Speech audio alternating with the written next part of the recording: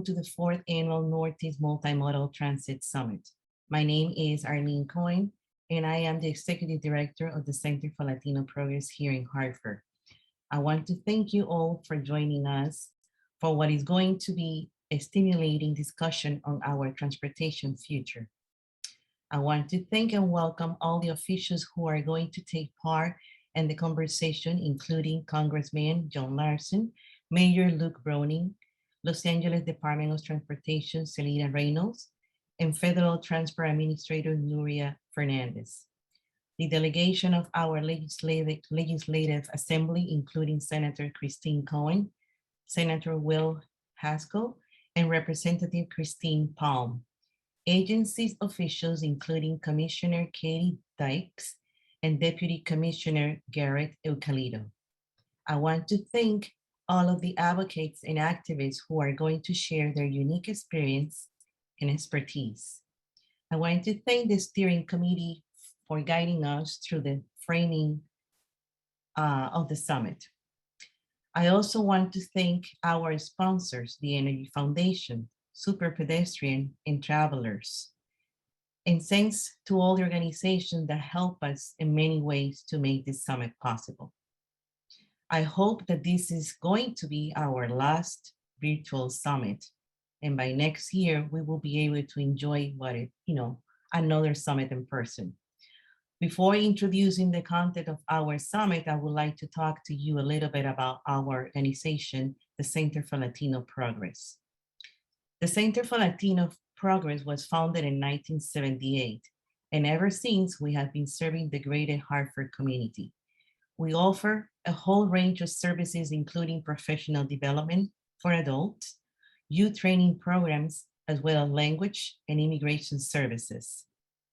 At the Center for Latino Progress, we pride ourselves in serving everyone. We also have a community bike shop, Bicycle, the only bike shop in Hartford. It is a great place to buy a refurbished bike at a very competitive price, to get your bike tuned up, to join rides, and to volunteer. The shop is also a catalyst to youth professional training. So come to the store and we'll be able to fix your bike. Finally, the Transfer Hartford Academy program has established itself as a pillar of advocacy for a sustainable and safe mode of transportation. Transfer Hartford has been a stern advocate in favor of the Transportation and Climate Initiative. Although the Transportation and Climate Initiative is currently not moving forward, Transfer Hartford will continue to work with a wide network of organizations, agencies, municipalities, and lawmakers to design a transportation future which is safe and sustainable for all of us. Now let's go back to our summit. There is no doubt that transportation is one of the most important topics of the day.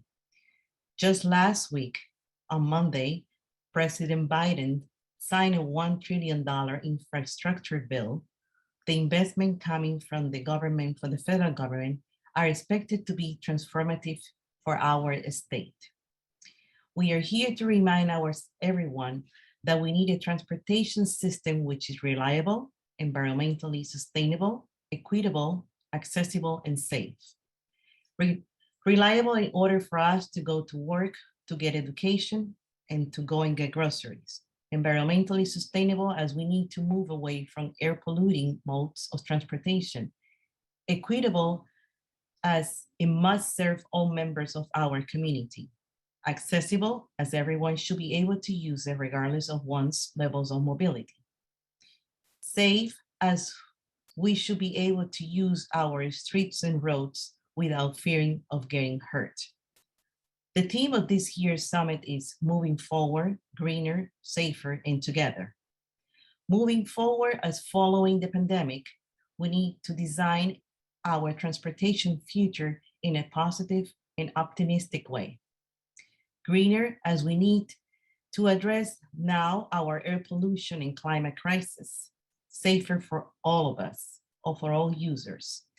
And together as the process, the governance is the glue to everything. We have 6 speakers, 1 keynote, and a roundtable.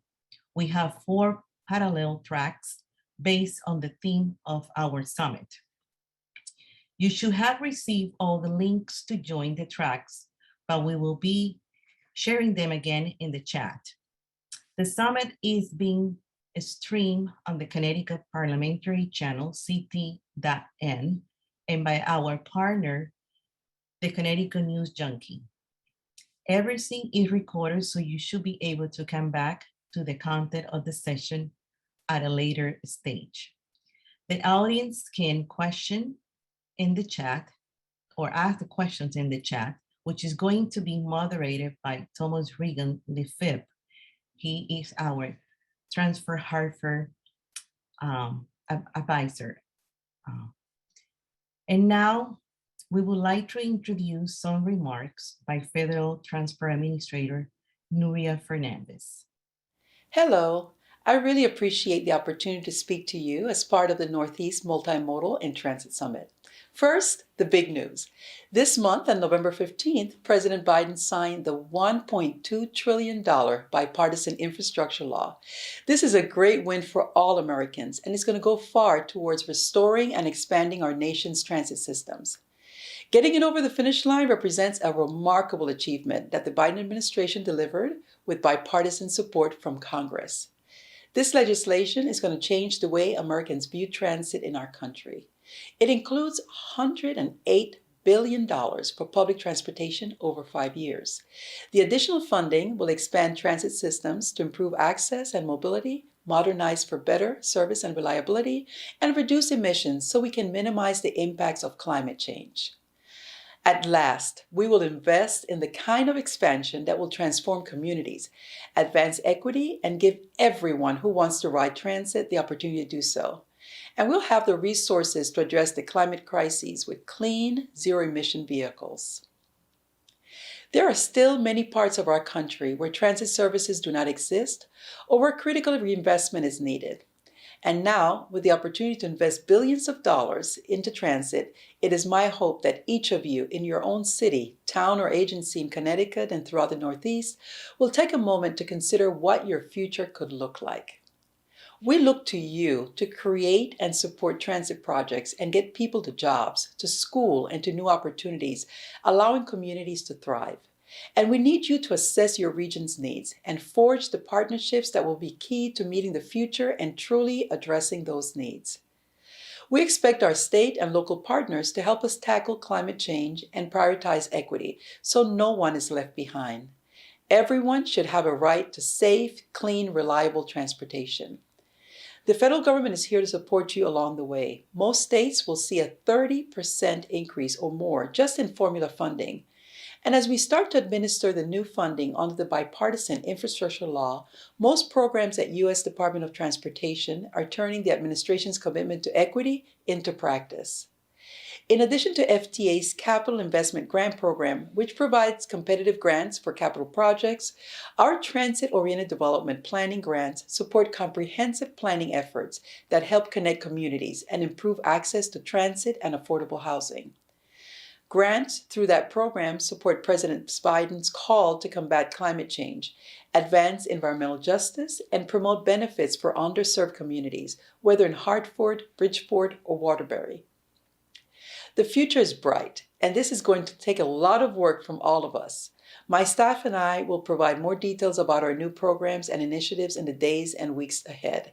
So please keep an eye on our website and sign up to receive more information about how FTA will implement the bipartisan infrastructure law.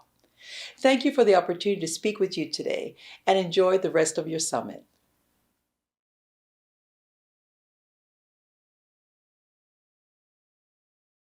We now have some remarks by Hartford Mayor Luke Bronin. Hi everybody, I'm Luke Bronin, Mayor of the City of Hartford, and we're really proud to participate in this 4th annual Northeast Multimodal Summit. I'm also really grateful to the organizers and to everybody who's a part of this, all the stakeholders from nonprofit organizations to advocates to businesses to public sector partners. We all have to be in this together. In the wake of COP26, there is an increased focus globally on the urgency of climate action. And real mode shifts in transportation has got to be at the center of that work. There is no way that we're going to achieve decarbonization without massive mode shift. And that's everything from rail to bus service to bikes to pedestrian infrastructure across the board. Here in Hartford, that is something we take very seriously, both because of our commitment to climate action and to achieving net zero, but also because multimodal transit is a question of basic fairness and basic quality of life for our residents. In our city, more than a quarter of our community is transit insecure. More than a third of our residents don't have cars. And so ensuring access to buses, to trains, to scooters, to bike infrastructure that's safe and convenient is a question of access to jobs, to healthcare, to school. We have a long way to go, but we're proud that we've made some progress. In recent years, everything from the fast track dedicated busway, which connects our community with a number of others around us, to the restoration and recently the expansion of service on the Hartford line, linking New Haven, Hartford, and Springfield, and a number of communities along the way, to important but far from complete improvements in our bike infrastructure with protected bike lanes, additional dedicated lanes, traffic calming measures. Again, a long way to go there, but finally some progress that we can be proud of. And we've also tried to be a little bit more aggressive than some of our other towns and cities around Connecticut, experiment with things like scooter share, which has been tremendously successful here in the city of Hartford in our partnership with Link. So I am grateful to everybody who is keeping multimodal transit at the center of the conversation. Again, it matters so much for our climate responsibilities and so much for our basic responsibilities to our residents, to our citizens here in our community. And I hope that we will soon have some historic opportunities to do even more. Thanks to President Biden and our congressional delegation, the U.S. just enacted the most significant investment in infrastructure in a generation. That includes some real investment in rail, but it also includes some significant investment in transit. And I hope that we'll be able to take advantage of some of those grant opportunities. Our team is working hard to identify the best opportunities to go after. I think you either have heard or soon will hear from Nat Gale, who is leading a lot of this work on our team, and I'm grateful to him and our entire team for the work. But all of us should be encouraged and inspired by the funding that is now available to think creatively and to act aggressively to do more faster. Thank you all again for your work in this arena. We share your sense of urgency and commitment. We've got a long way to go, and let's get there together. Thank you to our own Mayor, Bronin. Once again, I'd like to say that, any questions can go through Thomas Regan Lefebvre. He's the coordinator of the Transfer Hartford Academy program here at the Center for Latino Progress. And it is now my pleasure to introduce our keynote speaker, Seleta Reynolds. Seleta is the general manager of the Department of Transportation of Los Angeles. Many thanks for joining us this morning, and I know it's still early in Los Angeles, and we're very happy to have you with us. Seleta has been working on implementing a program called Great Street for Los Angeles, which is aimed at reducing traffic fatalities, doubling the number of people riding bikes, and expanding access to integrated transportation choices for residents. So Seleta, how do you do it? What did you learn on this experience that should be of our interest to put this in place in the Northeast? And welcome again to the summit. Thank you so much, Arleen, and thank you so much to the Center for Latino Progress for including me in your program this morning. I'm thrilled to be here. I'm actually coming to you. Normally, I'm in Los Angeles. This week, I'm actually broadcasting to you from the foothills of the Sierras in California, which is actually unceded Miwok land. And I wanted to just take a minute and recognize that last week in particular was a heavy week. And it was another week that we were reminded of the inequities inherent in the systems of justice and governance in this country. And so I just want to pause and recognize that for folks who are attending the summit.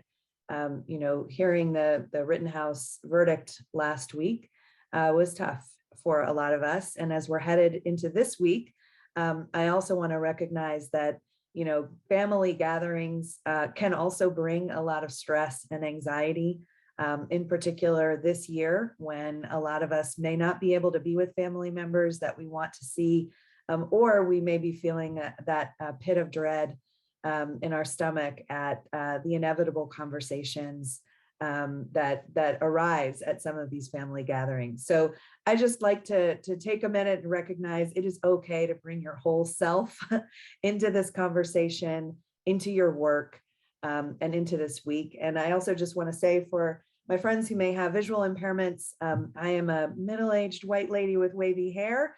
I know there's closed captioning enabled, and I'll do my best to make sure that I articulate what's in some of the images on the slides, so that everybody can fully participate. I also just want to give a shout out to the incredible Nat Gale. I know the mayor already shouted him out, but he formerly worked for the city of Los Angeles and the mayor's office and at LADOT. He's responsible for launching a lot of the programs that I'm going to talk to you about today. And you're very fortunate to have him as the director of operations in Hartford, because he's a visionary that does his work with a lot of heart. And I know he's already doing great things there. We're going to start with a look back. I am actually a history major. I was a history major in college and a historian by training. And I think it's always relevant and necessary to pause and consider, how did we get here? The systems that we work in, both the physical systems and the systems of governance, they didn't just spring out whole from somebody's mind, like Athena from Zeus's head. They are systems built by humans, and they are systems whose only constant is change. They're quite malleable, and they really are a direct reflection and expression of our own values, our own policies, and our own sort of things that we care about as humans. So this is an image from Market Street in San Francisco around the turn of the last century. It could be an image from really any city in the United States around that time.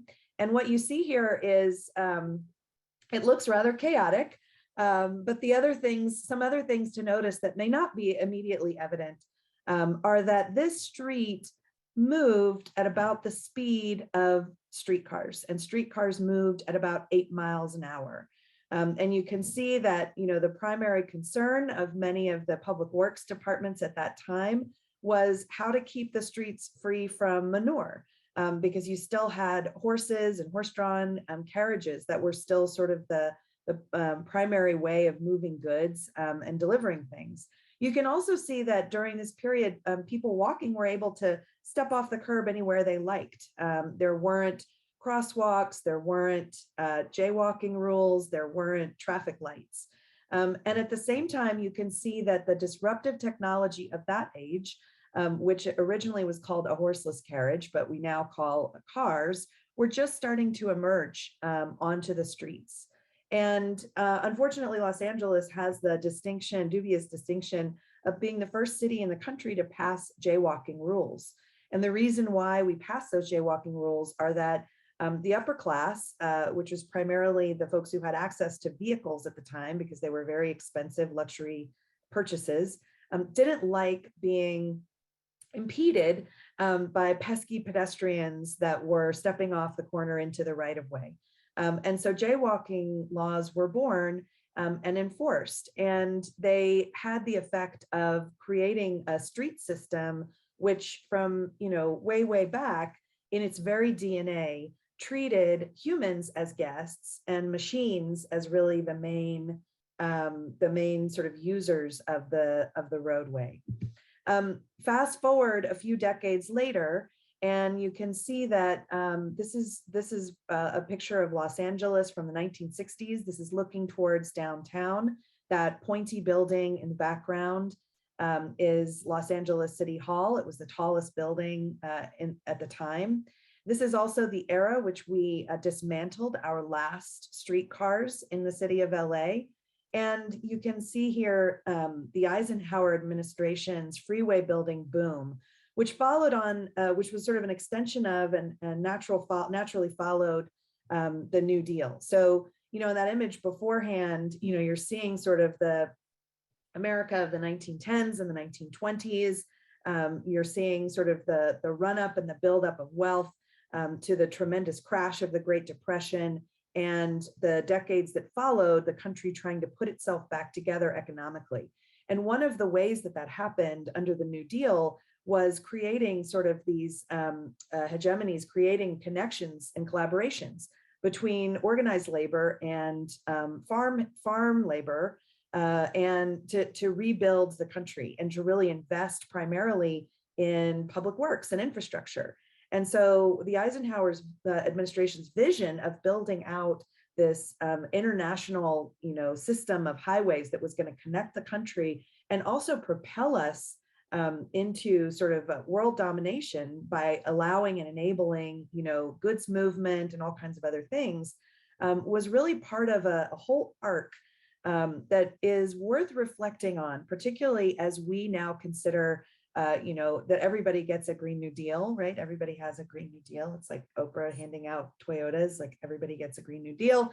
But what is the real underlying connection, collaboration, and organizing that's going to power that Green New Deal, those Green New Deals? And how is that going to be different and give us different outcomes than the original New Deal that gave us this? Because while freeways represented a lot of really core American values, independence, economic mobility, self-determination, sovereignty, the way that they were built and the way that we achieved that outcome was by picking winners and losers. And the communities that were bulldozed and raised to make space for this infrastructure were not coincidentally communities that did not have access to political power. Black neighborhoods, brown neighborhoods, other ethnic minorities that did not have the means to influence these big decisions. And freeways really enabled the further sort of effects of redlining, which allowed wealthier white folks to live in the suburbs and to drive into and out of the job centers of downtowns. And this is what a hangover from a freeway building binge looks like. It looks like hundreds of hours of lost time sitting in traffic. It looks like incredibly negative public health outcomes for the Black and brown neighborhoods that still line these freeways, where, you know, the number one reason that a child in Los Angeles who lives in Boyle Heights misses school is because of childhood asthma. And when that child's parents need to take an entire day off work to take 2 or 3 different buses to get to urgent care because we don't have uniform health insurance yet in this country, you can see that the legacy of the way that we built out the transportation system affects almost every other part of our lives. But we don't really think about going to this route as a way of correcting a lot of these inequities. And it's very encouraging to see here Secretary Buttigieg talk directly about these inequities, that, you know, these freeways walled off Black and brown communities from opportunity. And instead of imparting, you know, generational wealth that many white communities enjoyed because of home ownership that gets passed down through generations, these communities have generational poverty and generational trauma. And it's really the legacy of these systems. You know, as we think about climate, as we think about decarbonizing, Californians are responsible for buying half the electric vehicles in this country, and yet tailpipe emissions in the state continue to rise. And transportation continues to be the source of many of our climate and therefore racial and economic inequities. There are real emotional and personal costs to the system that we've built. Car crash is the #1 cause of death for kids in LA County. We continue to see numbers of deaths on the roads that LADOT manages and operates that are unacceptably high. Around 250 of people on an annual basis die in the city of Los Angeles because of traffic violence.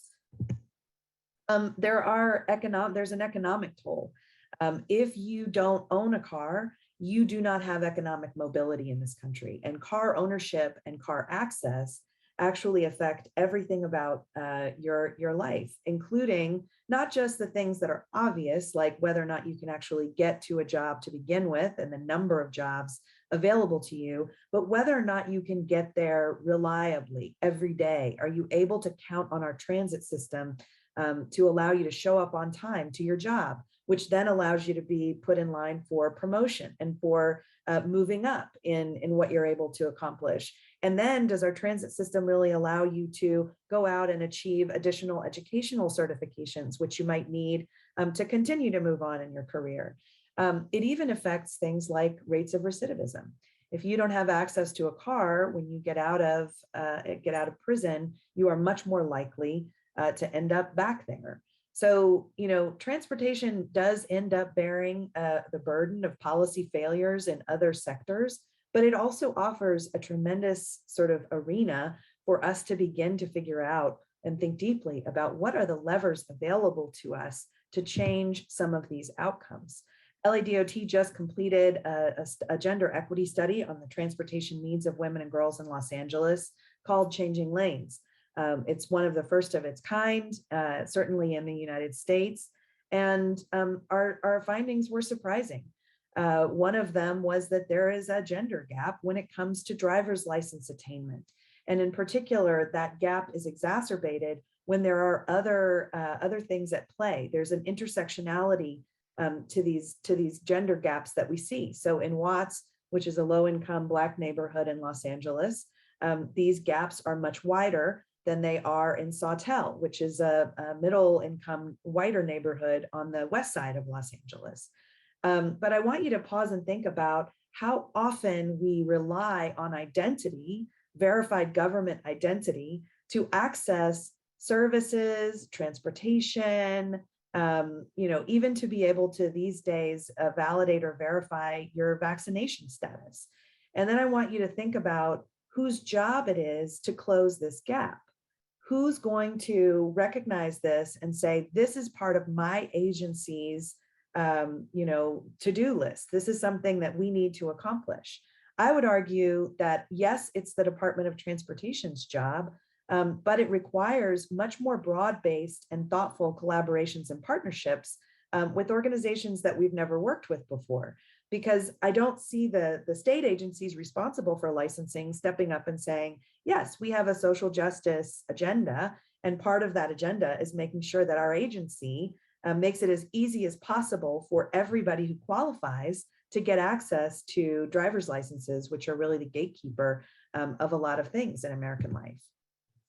So, the transportation system does deliver dividends. It delivers dividends to the public who owns it by allowing movement from A to B, by allowing the movement of goods.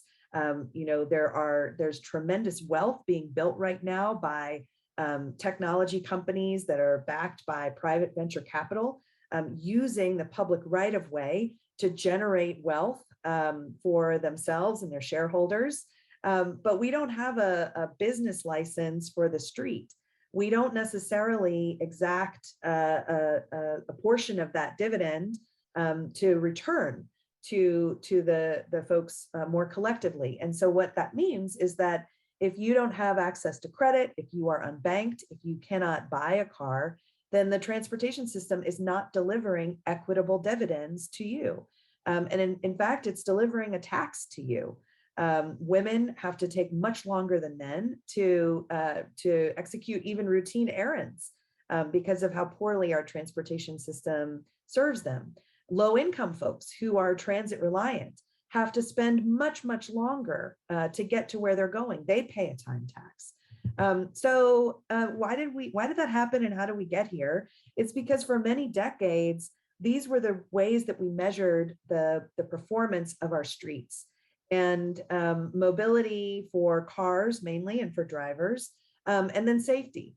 And these two things are actually at odds, because if you want to build streets that allow drivers to move as quickly as possible from A to B, then you've also created streets that are unsafe for them and perhaps for anybody else who's moving along that right of way, particularly vulnerable folks, people who are walking, older adults, and children. These days, we recognize that we cannot view this asset of our streets as public right of way to deliver only one or two outcomes. We simply don't have the luxury of more space. We have to make better use of the space we have. And streets in many cities in the United States comprise about 15% of the overall public space in any city. So think about that for a minute. Streets are public spaces. They belong to you. They belong to me. They belong to the public at large, but they don't really serve us equitably. And so looking across all of these things might lead us to different ways of analyzing their performance, different ways of holding ourselves accountable, different questions that we are asking, and different solutions that we achieve. So I've been at LADOT for about 7 years now. And, we just this year completed over 100 lane miles of construction on dedicated bus lanes and dedicated bike lanes. And we continue to build out a number of different programs to sort of repurpose our streets. But we didn't start there. We had to start really small. And this is the story of some of our successes and failures. And hopefully it includes some lessons that you can take with you into your work as you're thinking about how to start to tackle these really big, sometimes overwhelming challenges that mobility presents to us. So, we started small. The Parklet program is a program that the People Street program asks folks how they would like to reuse parking spaces and reuses those spaces for people. And at the beginning of the People Street program, really there was a bright line between commercial and non-commercial uses of those spaces. So in other words, these were spaces that were meant to truly be for the public. You didn't have to necessarily be a patron of the adjacent business to use them. And the adjacent business was disallowed from actually serving customers in these spaces. And they were successful. We had a lot of businesses across the city that asked for these, that wanted these, including neighborhood groups and other community-based organizations. But we reached a plateau with them, I would say maybe 2 or 3 years ago, where we'd kind of exhausted the supply of, progressive transportation progressives who were interested in repurposing parking spaces. And that's caused us to kind of take a step back and think about why that might be. We also, once we had sort of achieved some success and modest success in getting people to think differently about their streets, we started to think in corridors. So this is Broadway in downtown Los Angeles. You wouldn't know it by looking at this image, but there are more people walking than driving on this street, but the way that the space is allocated is clearly favors the larger users of the street. And so we decided we would take away a lane of traffic from cars and give it over to public space.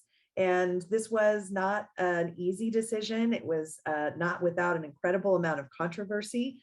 In particular, when these projects first go in, when you're talking about space reallocation and reconfiguration, whether you're reconfiguring parking or you're reconfiguring travel lanes and trying to rebalance how space is allocated, make it more equitable, initial reaction to change is usually pretty negative. So we decided that in order to sort of rewrite that narrative a little bit, we would throw a party. So we had Ciclavia, the heart of LA, went right past. This is Grand Central Market on Broadway, went right past a lot of these spaces where we had reallocated space for, tables and chairs and for places for people to commune and hang out, to do people watching, to debate, to flirt, to do all of the things that we love to do in cities because we're social.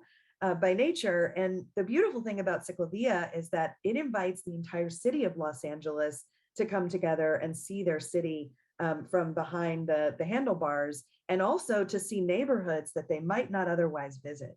So this was our chance to really put up a billboard to people from around the city that their streets could be public spaces too, and also to telegraph directly to these businesses that reallocating the space was going to be a source of vibrancy for them, was going to be a source of growth for them, was not going to be a source of scarcity for them. But this is Los Angeles, so we wanted to also elevate and lift up the creative class that we have here. This is, the creative capital of the world. It's a place where we have artists and musicians and actors and performers and writers all come to fulfill their dreams. So we wanted to broadcast that. We wanted to make sure that when we do a Ciclovia and when we do a street reboot, that it really is authentic to Los Angeles. So we had the city's poet laureate put up poetry on the marquees of theaters that were not in use. We had artists come in and do drop-down murals of the city's mothers and fathers. We put adorable children in front of them. These were my kids. They're much older now, but still cute. And we did that because we wanted to transmit that streets can be places for joy. Transportation happiness is not something that you normally associate with getting around, but why not?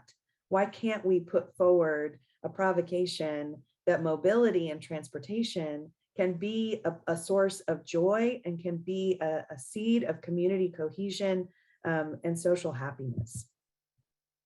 So, Broadway has been very successful, and but I will say that and this is actually data not just from Los Angeles but from many other cities. Over and over again, we find that when we change the use of the street, it can benefit local businesses who are often really worried and concerned about very narrow margins that they have as small businesses. And that what they see is that their customers are always driving to come and use their shops. But what the data shows is that first of all, a lot of folks, particularly for neighborhood businesses, go to those shops not by car, and they go more frequently. And so they're actually better customers for those businesses than folks who maybe drive there once a week or once a month to do their shopping. And furthermore, this is a way to distinguish particularly neighborhood retail from big box competitors or more traditional retail competitors that might have things like parking lots or other amenities that street fronting retail can't offer. That people will seek out different experiences, and that if you give them a place to hang out and linger, they will stick around for longer and they will shop more. That's a clear lesson learned repeatedly. Another lesson learned is that private investment follows public investment. And this is a tricky thing. It's a good thing, and it's also a challenging thing.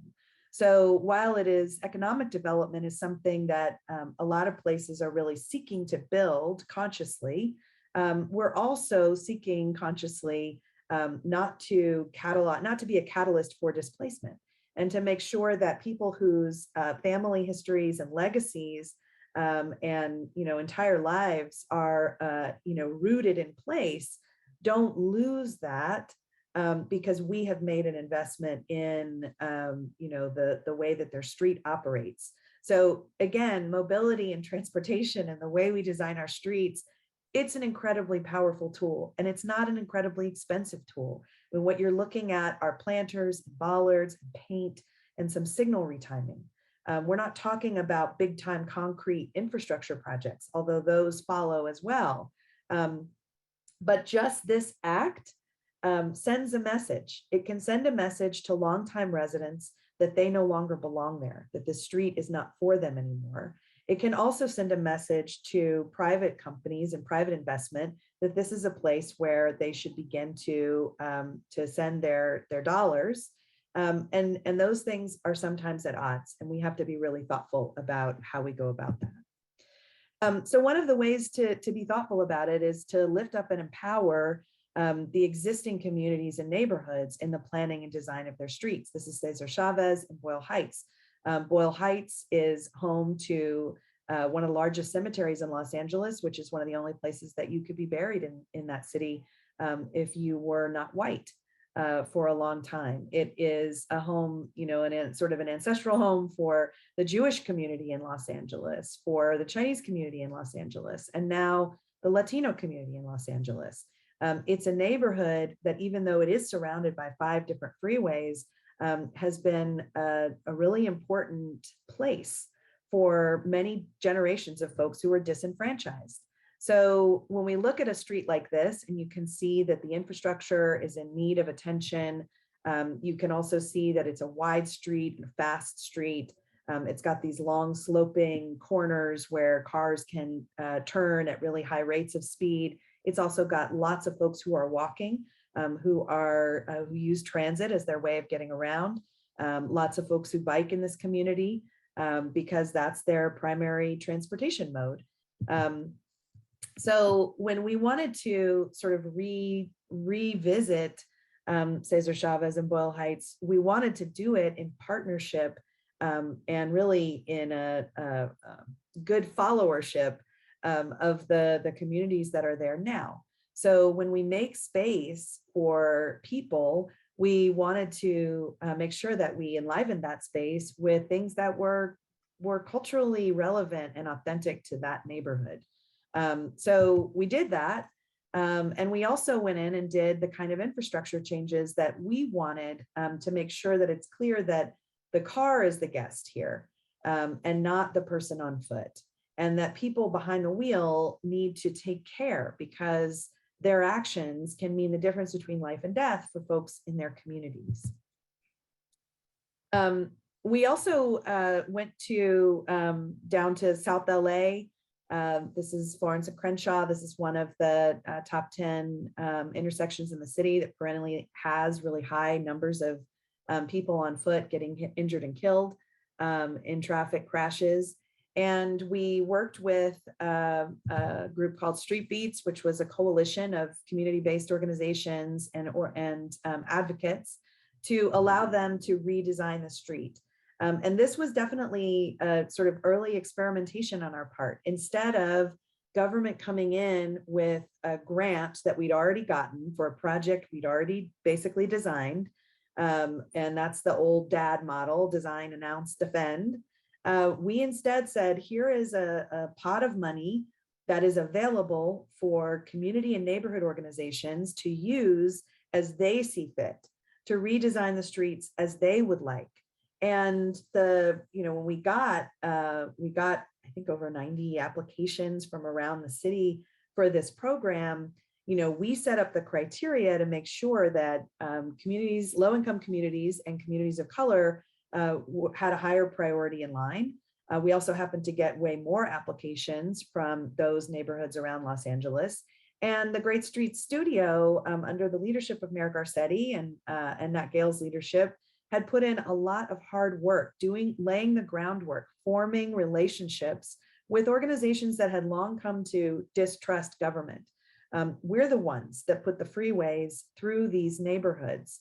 We're the ones that had spent many decades not being attentive to community needs and not investing in infrastructure. There was and remains a lot of atonement that needs to happen in order to build trust and credibility between government, which is the primary source of dollars and investment, and the communities we serve, who are the experts on what they need. And so this program, which really flipped the whole paradigm on its head, was a little bit of a risk. Government has to release control a little bit and rely on the trust building and relationship building that we have to now do in order to get different outcomes with our infrastructure dollars. So, this community wanted to do a few things. First of all, create a space in the middle of this intersection using a scramble crosswalk to really indicate that this street, this intersection, is the living room of this community, and to signal to drivers that they needed to behave differently and act really as caregivers and caretakers of the people in this neighborhood. They also wanted to bring joy and fellowship through music.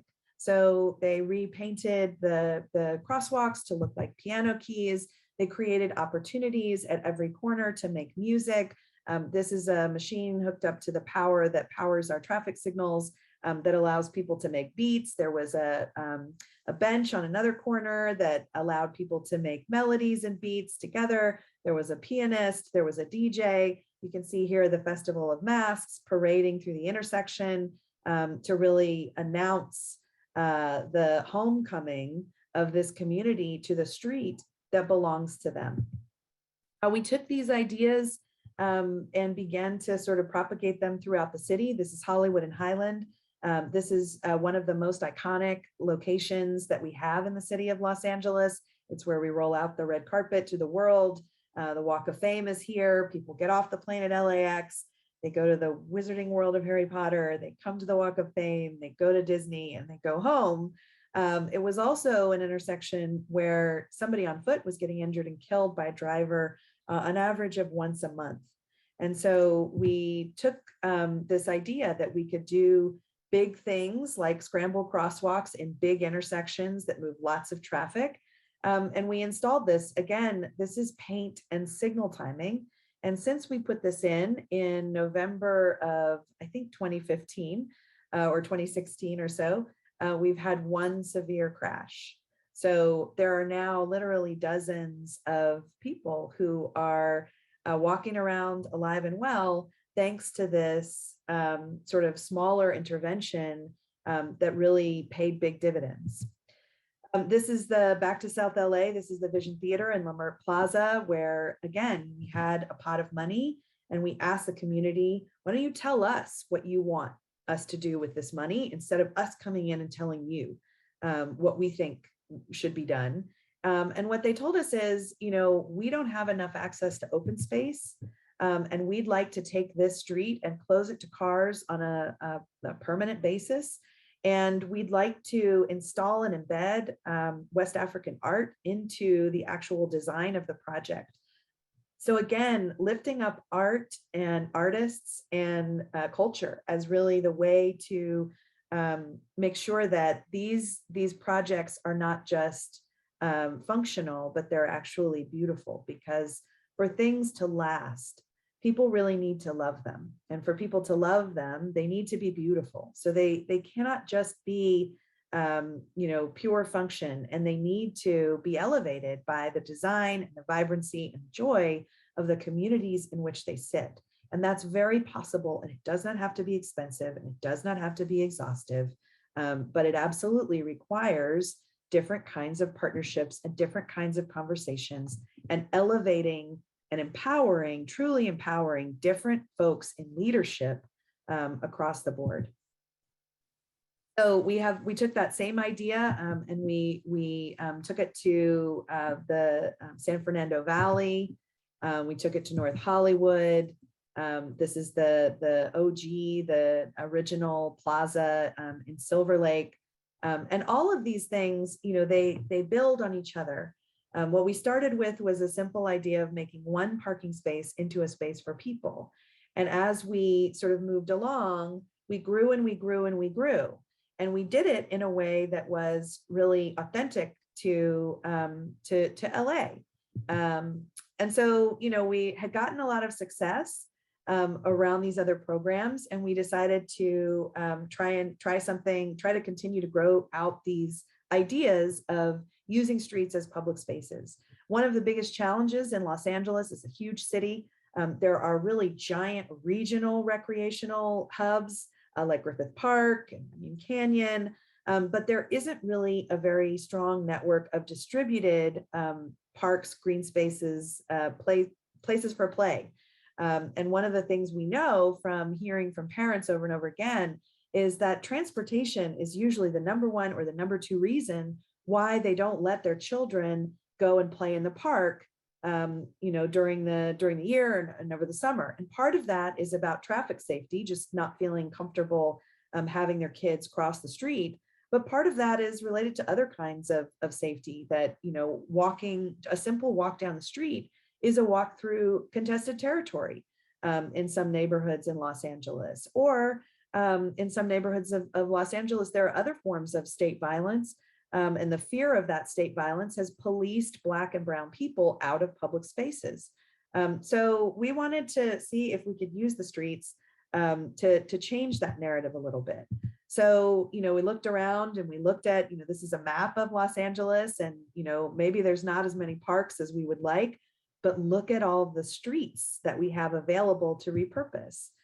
So we began again by having working with a nonprofit to go out and connect with community-based organizations, with neighborhoods, with families, to sort of see, how would they like to reuse the street if they could use it for something else? And so we iterated, we played around with different ideas. We started very low cost. Literally, you don't have to do much more than roll out a crate full of blocks and some art supplies, and kids will come out and play because that's what they want to do naturally.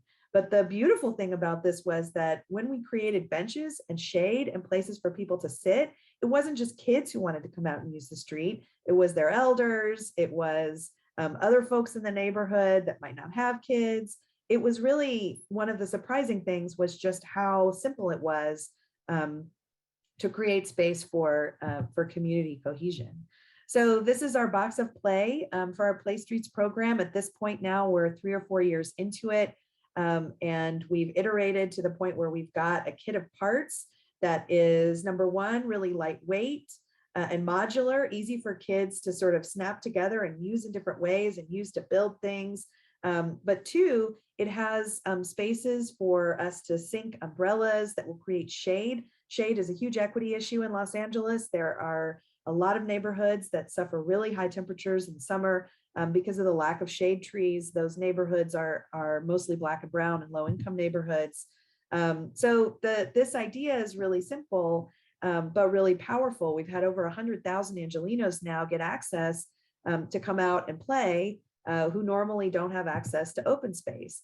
And what we find is that on the day that the play streets are activated, not only is the air quality better on those streets, but it's better on the adjacent streets. And furthermore, there is a drop in reported crimes on those days as well. So what if we could create a system like this of play streets that would be like a farmer's market that would happen every Saturday or every Sunday in a neighborhood that you could count on? And now we've actually taken that idea one step further to school streets. So now we're looking at in front of elementary schools, looking at closing streets to cars during school hours and actually allowing children and teachers to use that space for recess and for other activities. So in 2015, we had been building towards a lot of these successes, and we launched Vision Zero. Vision Zero is our goal to get to zero traffic deaths by 2025. We mapped out where people were getting injured and killed. And we found that, this is one of the secret sauces of this work is that when you put up a crash map, it just looks like a series of dots. But it may not present compelling trends when you look at it that way. But when you begin to look at corridors where there are dots all along a corridor, and you begin to create a map of a network that way, then projects begin to emerge and begin to present themselves, and it allows for broader and more expansive thinking. It also allows us to underline the fact that about half of our high injury network, which by the way is only about 7% of streets in Los Angeles, but accounts for about 2/3 of the severe and fatal crashes in Los Angeles, about half of that network is in communities of concern. So communities of high concentrations of first-generation immigrants, high levels of people who are living below the poverty line.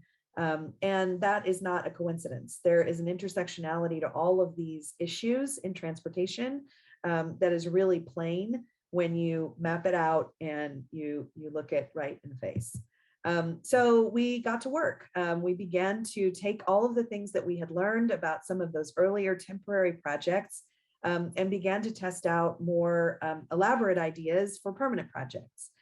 This is Reseda in the Valley. This is a street that was, you can see, it is an incredibly wide street, carries a lot of traffic.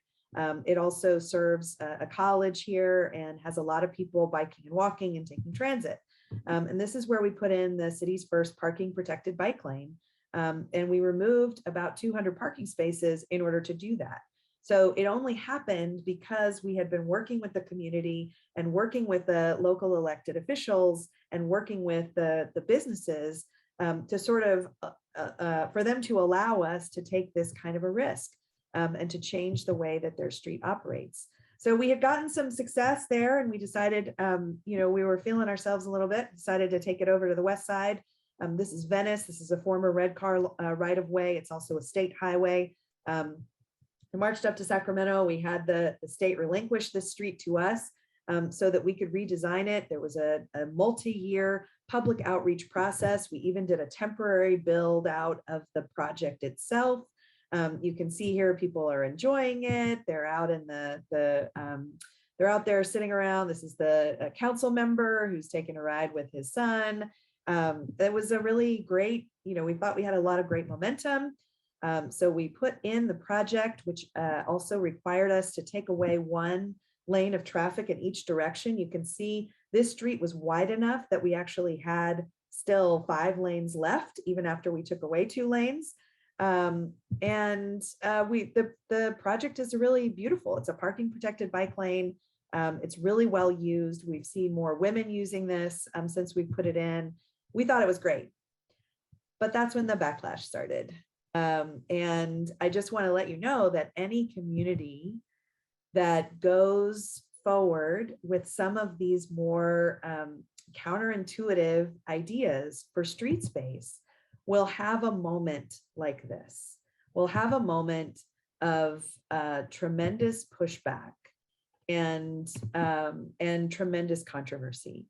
There was actually a political action committee created specifically to push back and defund this idea of road diets, not just in Los Angeles, but nationwide, and to actually elect political candidates that would run on a platform of taking out bike lanes and of restoring lanes for cars. So what did we do in this moment of crisis and pushback? We did what I think is the best antidote to pushback, which is to put your head down and get back to work.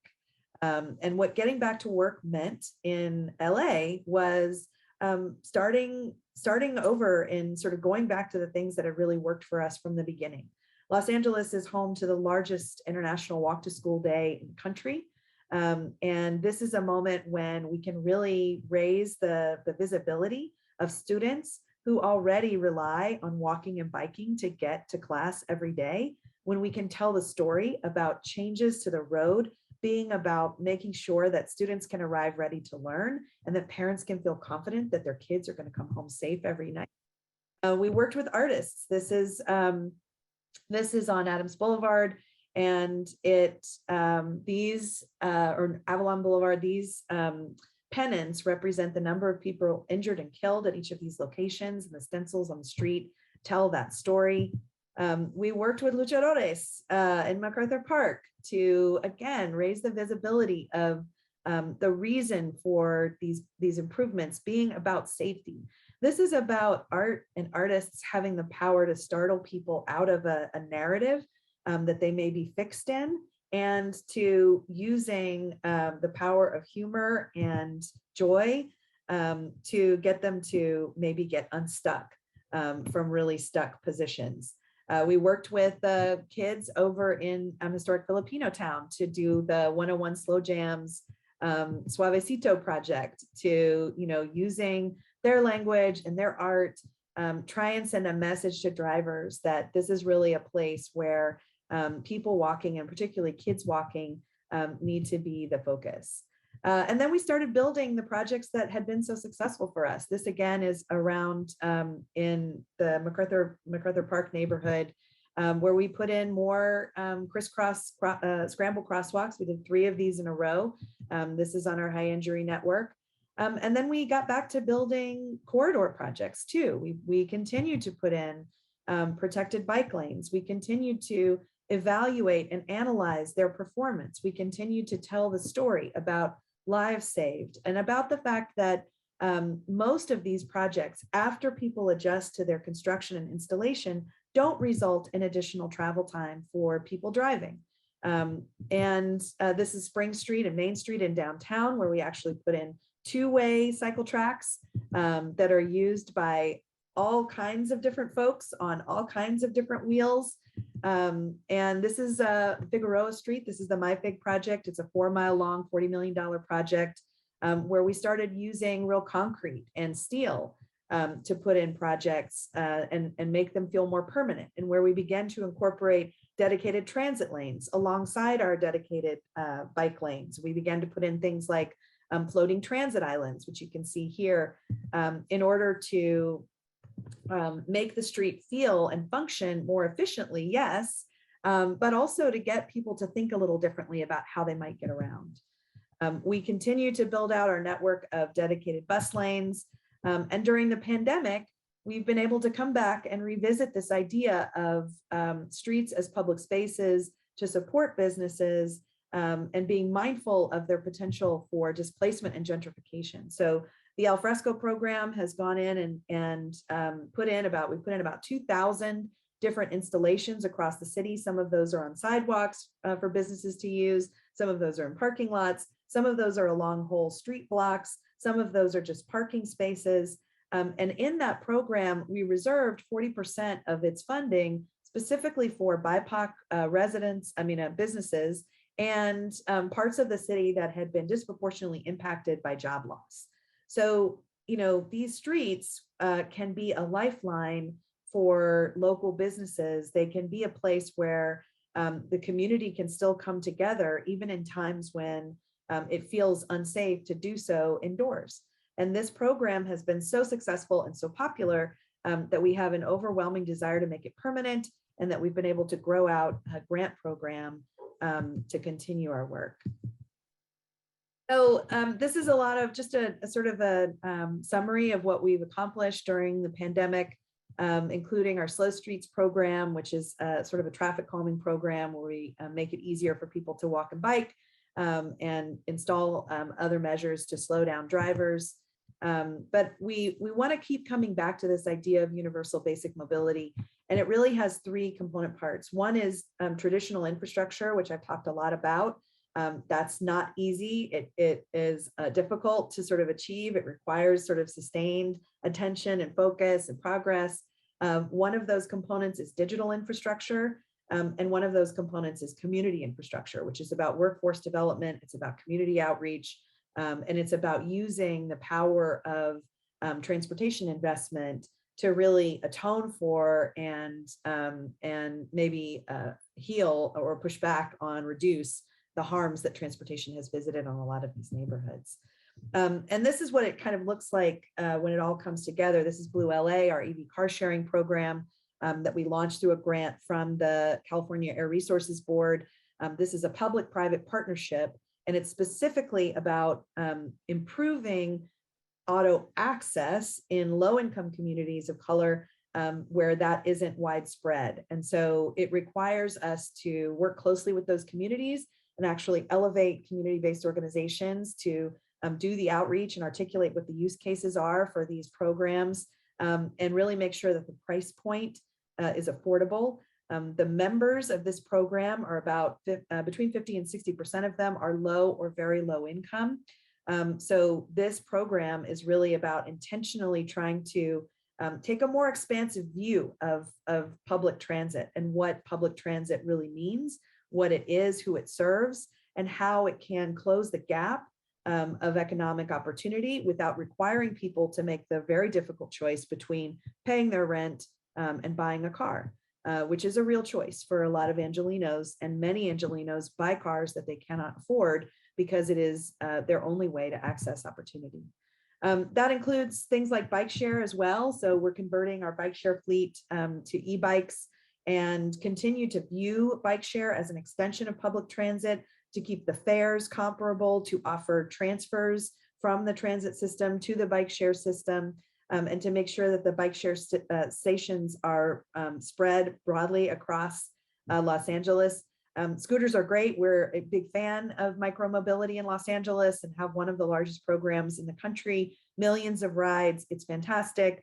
But what we learned is that at the beginning of the pandemic, many of those companies pulled up their fleets.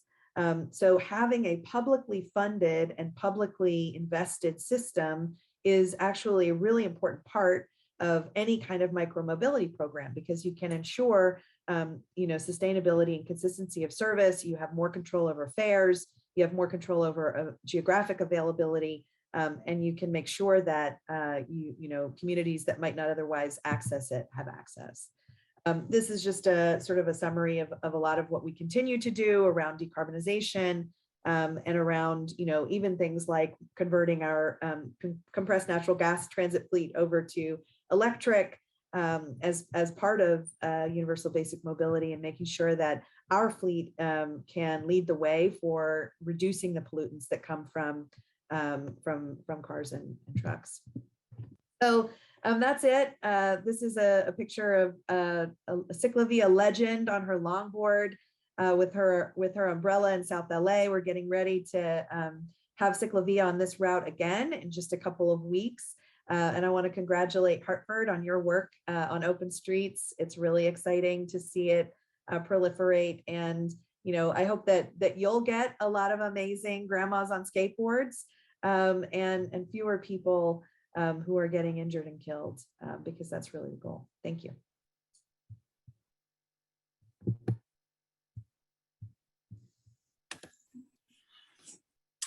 Hi, Seleta. Thank you so much. This is Thomas Regan Lefebvre from Stuff Like No Progress. It is such a refreshing views of what should be and what could be done in our cities. And thank you so much for highlighting all this project. And I think it's for many of us who are advocates and activists for sustainable mobilities. I think your presentation was very empowering. And so thank you so much for that. The question that came out in the chat, and I will invite more questions here, is how do you pay for all of this, and where do you find the funds, and is it just municipal funds, or do you fundraise with other type of grants? Or how does that actually work? It's an interesting question for us, because we just missed the opportunity in Connecticut to move forward the transportation and climate initiative, which would have allowed us to do this kind of investment in a straightforward way. But I'm very curious to hear how do you do it in LA? Thank you so much. Sure. So a few things. One is, Los Angeles is a little different in that we are what's called a self-help county. We have a sales tax dollars that we use for a number of different programs. So I do want to acknowledge that is something that makes Los Angeles a little bit different than a lot of other places around the country. And I know a lot of other places don't have that same funding source to draw upon. But having said that, Measure M, which is the sales tax measure itself, is not nearly enough. So we have to be really creative about where we look for money, and actually the color of money in transportation can be a barrier. In particular, transit dollars are walled off. You have a lot of federal grant programs that have very specific statutory requirements that can, we'll call it a creative constraint, can be a creative constraint on the types of projects to access. And grant dollars are really more appropriate for projects on a longer timeline. So usually those grant dollars come in on a 3 or 5 year timeline, and that's about how long it takes to make your way through the administrative burden of managing those grant funds and building anything with them. So we have relied on a couple of other creative funding approaches as well. Actually, a few years ago, we created a document called Urban Mobility in a Digital Age. I didn't talk a lot about our work on digital infrastructure in this presentation, but if you're interested in it, go check out that document, or the Open Mobility Foundation, which is an open source or a nonprofit that we founded in order to start to create some of the digital tools that we'll need And that work was all funded through a grant from a local philanthropic organization. And so we doubled down on that strategy. We actually have gotten grants from organizations like the Toyota Mobility Foundation. We actually got money from a grant from Hyundai to install an urban air fellow to help us start to think about how cities are going to make sure that we protect the public open space above your head from further intrusion. Those funding streams are not traditional for government, but they were really essential for us in planting some of these seeds. And I also think that, just repurposing the existing arms of government can be powerful too. So there are dozens of decisions, infrastructure decisions, that get made on a daily basis by engineers and planners inside government when they are working with developers who are about to build, new development in cities. And with that new development sometimes comes an infrastructure investment. What are the guidebooks and the rule books that those planners and engineers are using to nudge those decisions? Private development is actually kind of an invisible source of infrastructure funding because it often happens in kind of an ad hoc way. It's hard to sort of take a step back and say, wait a minute, there's a lot of private money that goes to building things like traffic signals or curb cuts. And how can we drive those dollars to get us slightly different outcomes? So we've done quite a bit of work there as well to change the way we evaluate new development, to change the mitigations we require from new development, and to create other ways for developers to invest in mobility that are voluntary in nature.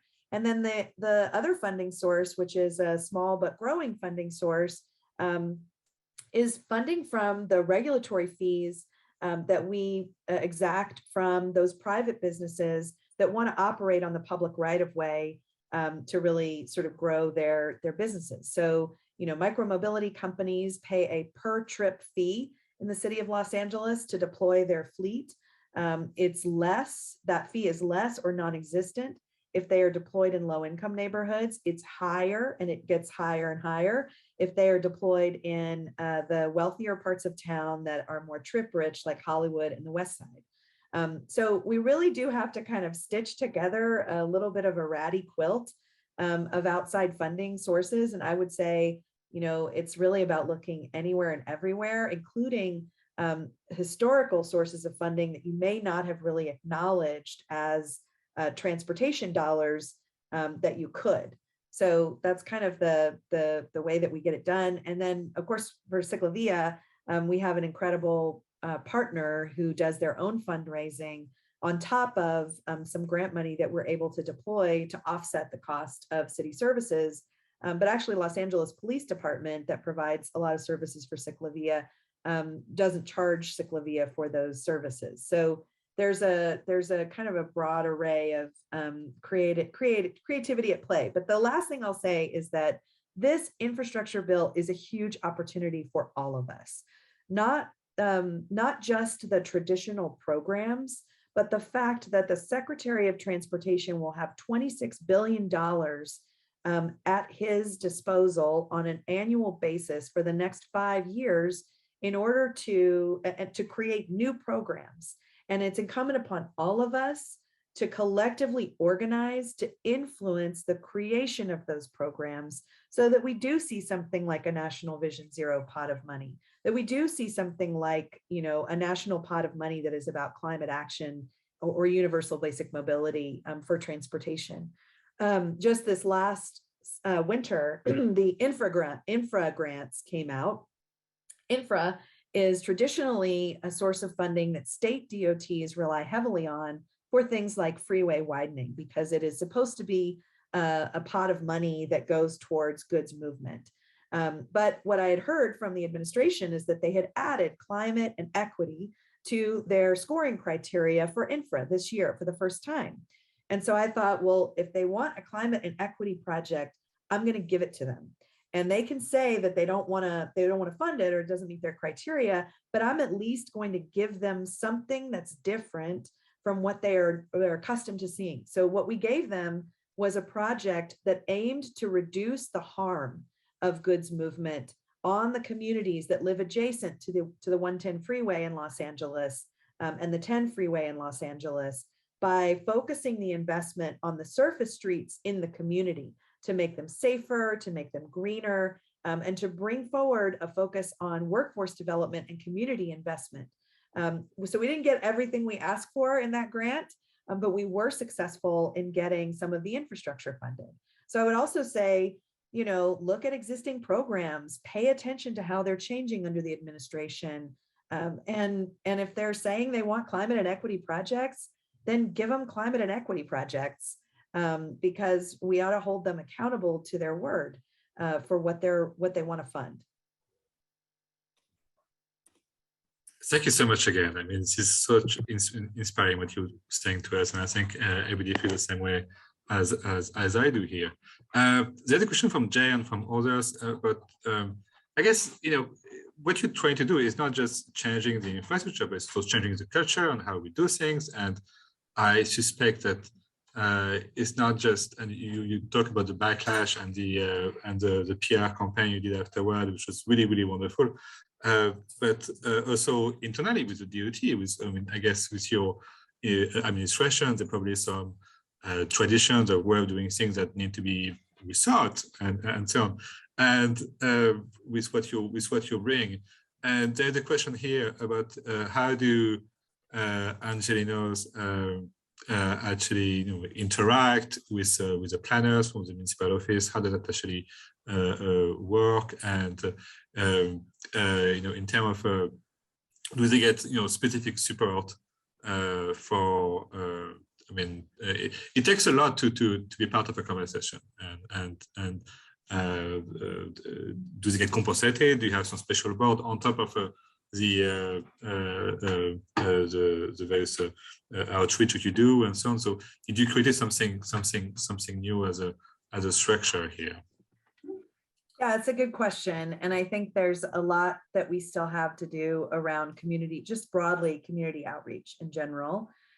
The old model of having an evening meeting on a weeknight at a central location, I banished when I got to LADOT. I said, it's fine.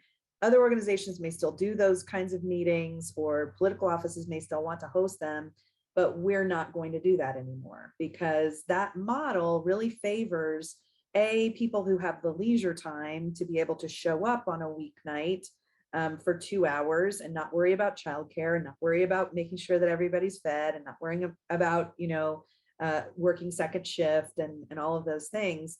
And it also creates a power dynamic that maybe we don't acknowledge as openly. When you take a planner or an engineer, somebody from the city, you put them up at the front of a room and you make them do a PowerPoint about their project in front of a crowd that walked in the door not wanting to listen, really just wanting to speak.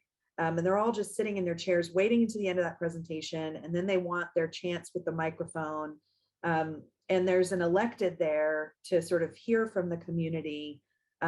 It has a real chilling effect on innovation, because meetings follow the emotion in the room.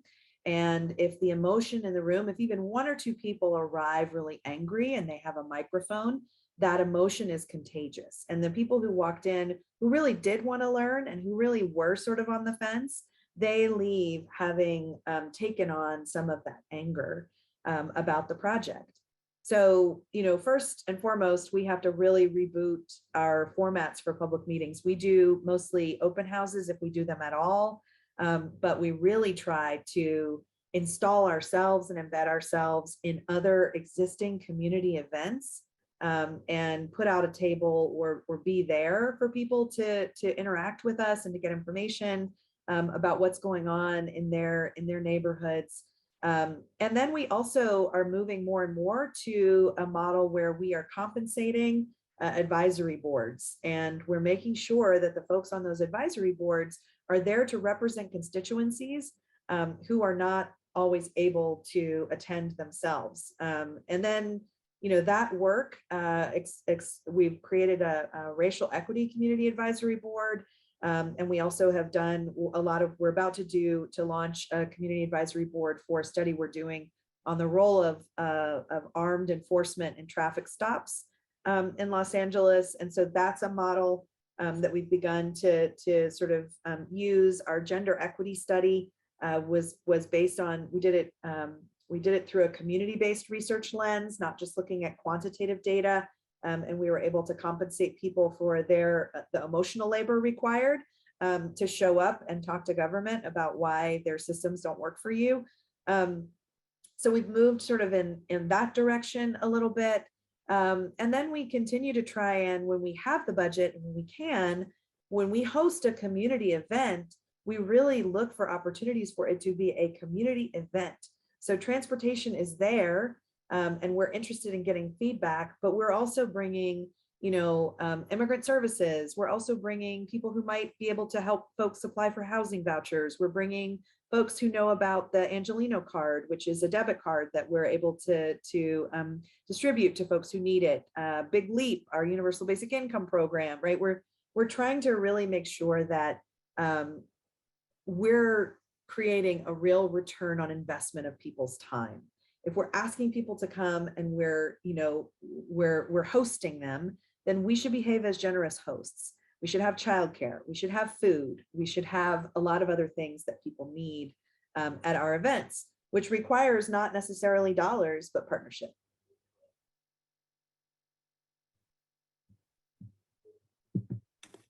Thank you so much again. We have a question from Gannon here, and she has a few questions, but I think the one which is mostly for you, which is there is this very, very interesting crossroad that you have, which is not people seem to go in diagonal and not across the streets. Is this something new? Is this something? So it's where does the idea come from? And here in Connecticut, we cannot do that. What would you advise,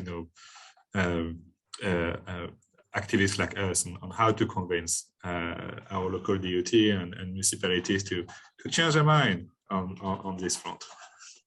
Yeah, it's a great question. First of all, I will say, lead with empathy. I know it can be very frustrating to interact with folks inside government. But the truth is that a lot of these folks inside government are the same ones that have to sit through, multi-day depositions on lawsuits resulting from projects that they designed, where even a small mistake, can result in a huge, first of all, tragic, outcomes for people, but also big liability payouts for their employers. And so that's where a lot of the risk aversion can come from. So just know that it's not, I'm not making an excuse or being defensive at all. I just think it's important to always try and put yourself in the shoes of the person you're working with and understand that they're not just saying no because they want to say no or because they like saying no. They're saying no because government marinates in a risk-averse culture. So just to start with that. But then specifically on the scramble crosswalk. So if you want to Google it later, it's one of the original names of it was the Barnes Dance. And it's actually named for an engineer, I believe in Colorado, who was one of the first designers and first implementers of the Barnes Dance. It's been around for at least 20 years, maybe longer. We have a few dozen of them in Los Angeles, many of them at smaller intersections, but a couple of them at really big intersections. I mean, Hollywood and Highland is a huge intersection. It sits right next to the 101.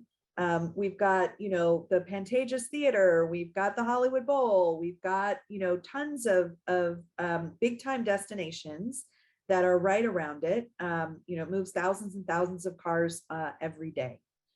So if we can implement it at that intersection, then there's really not a lot of reason operationally to say that it can't be done. at other intersections. But I will say there's a few ingredients that are important to its success. One is you do want to have a good number of pedestrians. There's not a magic number. You want to look at the number of people walking. You want to look at the safety issues there, so that you can make a compelling argument that this particular intervention will directly address a safety issue. And the safety issue that we're directly trying to address with the scramble crosswalk is pedestrian crashes that occur with turning vehicles. Because while we're trying to separate completely people walking from drivers turning, and left turning drivers are a huge source of pedestrian crashes. Part of that is because we have a lot of, unprotected lefts where you don't have a green arrow and you've got a lot going on, and your human brain just sort of shorts out after about 6 pieces of information. The other thing is that the design of the vehicle itself has an A-frame that sits right in the driver's line of vision where a person might be crossing the street, particularly if that person is shorter and the vehicle is taller and up off the ground. So scramble crosswalks are really powerful for directly addressing this issue, and they can be clearly achieved without any operational compromises, but they might require the engineer to look at the upstream and downstream signals to make some adjustments to the way those signals operate at the same time. So it's not, these aren't really expensive projects, but they can still be time consuming. They're not expensive from a capital perspective, but they can be expensive from a labor perspective. But there's no reason why, Barnes dances and scramble crosswalks, I would argue, are part of the mainstream toolkit for street design. These are no longer things that are seen as bleeding edge or leading edge. They can absolutely be accomplished. And if you run into an engineer or two that's skeptical, just reach out to another city that has one and see if their engineer will be willing to talk to your engineer. The engineers at LADOT, actually, what I found when I arrived here were that they were all they could see the world had changed. They knew that they needed to do something different. They all care deeply about safety. Many of them consider it their life's work. And they were frustrated by the fact that no matter what they did, they were still seeing the same status quo outcome. But they did not have necessarily the technical skills or the training to be able to design something new. And so part of the inside the building culture change strategy was investing in their own training and their capacity building. And when we went out to bid and brought in a consultant to design a project, we embedded in that scope of work training so that that consultant would be training my staff on what they were doing at the same time and really doing more over the shoulder review of LADOT engineer designs. So there are some kind of inside the building strategies that go along with the outside the building strategies. And that begins with the leadership and making sure that there's representation in the leadership, making sure that the leadership of these organizations looks like the communities they serve. And that begins with holding elected officials accountable for that as part of their platform, because that is the power that most of them have over the outcomes of these departments, is the power to hire and fire the folks at the top.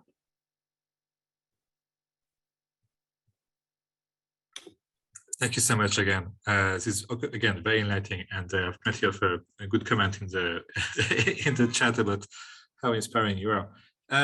If you have time for another question, I mean, we went already a bit over from what we discussed, but there's. I'm happy to do one or two more. Okay, great. So here's a question from Paul, who asks, do you have any recommendations for municipal planning agencies in terms of internal structures? We don't have county government to speak of, so most of transportation planning takes place at the city level. Right. So you're talking about organizational management, sort of, and how.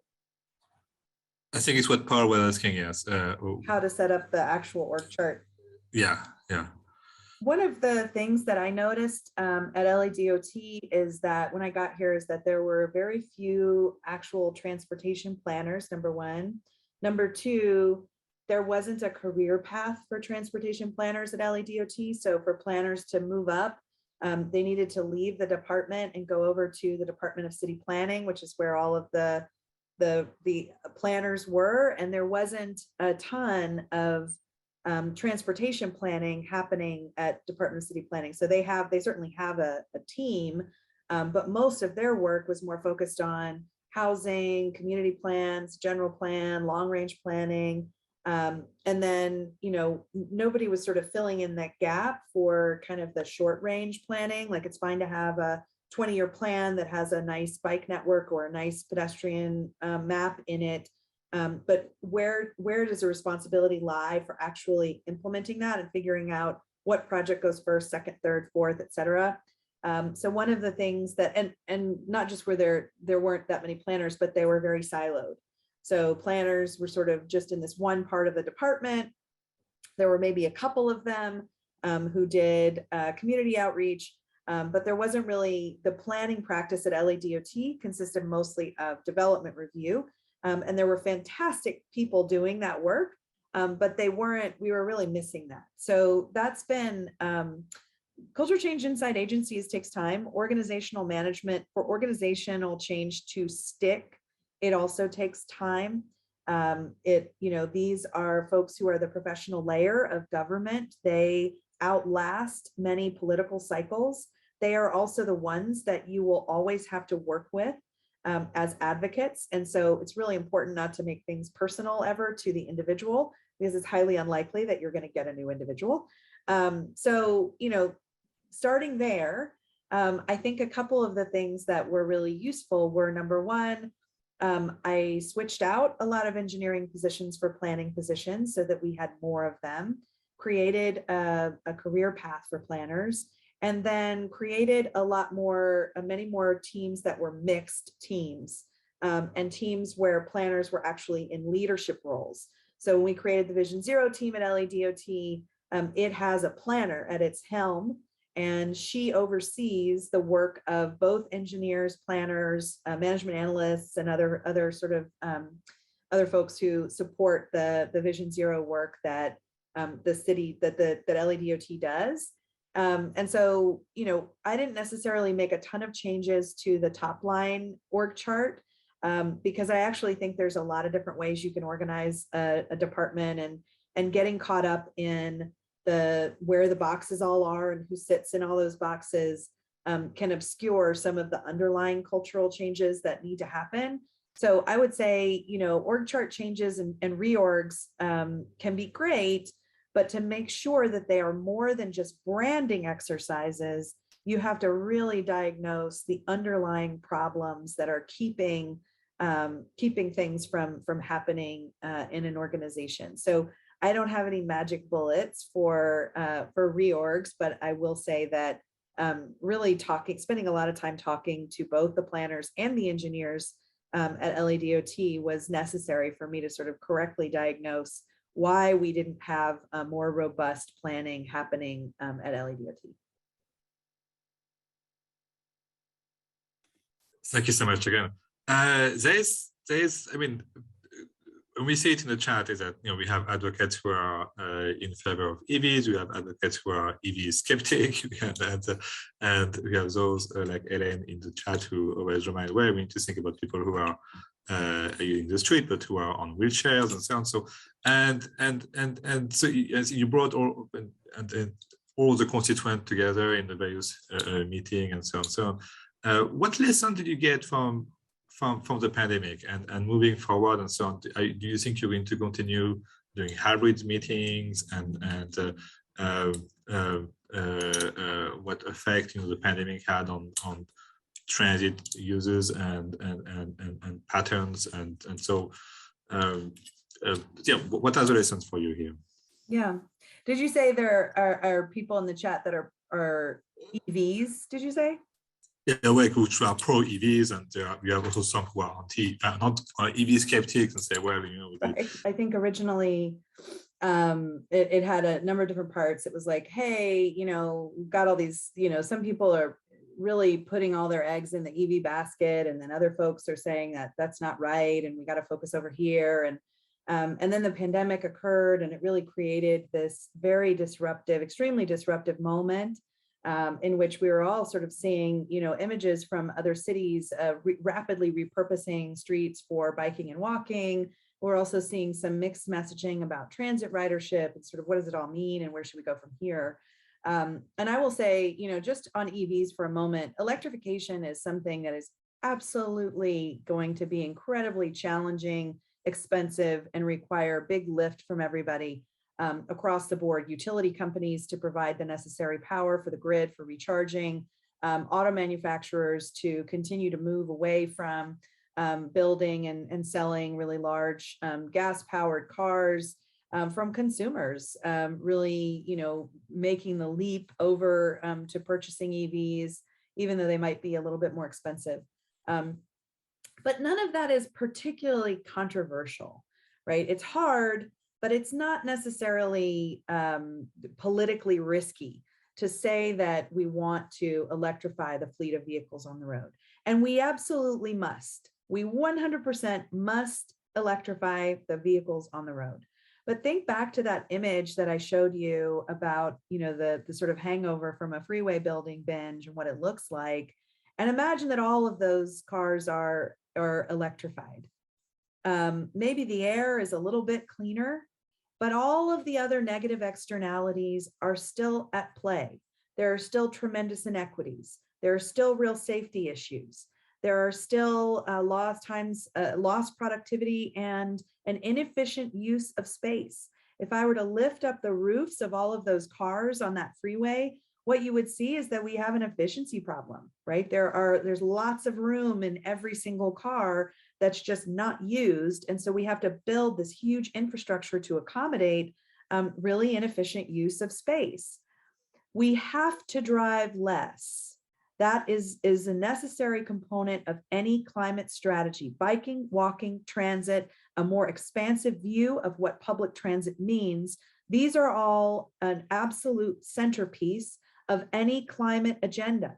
And that does mean that you have to redesign streets and you have to do things that are not just hard, but also controversial. You have to charge money for parking. You have to provide less of it. You have to regulate T&Cs like Uber and Lyft. You have to do all of those things. The California Air Resources Board in California has indicated that we need to drive about 25% less at a minimum if we're going to be able to meet our decarbonization and climate goals, which are absolutely essential. We have to be mindful, though, of the fact that there are a lot of folks who don't drive and cannot drive now. Older adults, people with disabilities, children, people who can't afford cars. And so, telling them they need to drive less is also not necessarily the right message. We have to be really tailored and focused about who we're speaking to and about what kind of levers we're going to use to both incentivize people to make different choices by giving them safe, affordable, reliable, clean choices, but also not being afraid to use other regulatory levers at our disposal to kind of nudge people to understand the consequences of their choices. Things like decongestion pricing, things like charging for parking. The simple rule of thumb is that if you make it easier for people to drive by providing plentiful and cheap parking, wide roads, and making it basically free, people will drive more. So we do have to do all of those things, but it's not as simple as just choosing one or the other. It's not even as simple as just saying, yes, we're going to do both. You have to be really thoughtful about that. Some of the really important lessons of the pandemic underline these things. What we saw is that folks in low-income communities and Black communities in particular in Los Angeles at the beginning of the pandemic did not work jobs that allowed them the luxury of not driving, of working from home. And instead, when a lot of these folks lost their jobs in the service industries, they fell into jobs in the gig economy, which have fewer labor protections than even the very flimsy ones offered in retail and food service businesses, which are the primary businesses that support tourism, which is the main driver of one of the main drivers of the LA economy. And so they were driving more than they drove prior to the pandemic. And more driving means more of those negative externalities, even though many of them are the primary users of our EV car sharing program.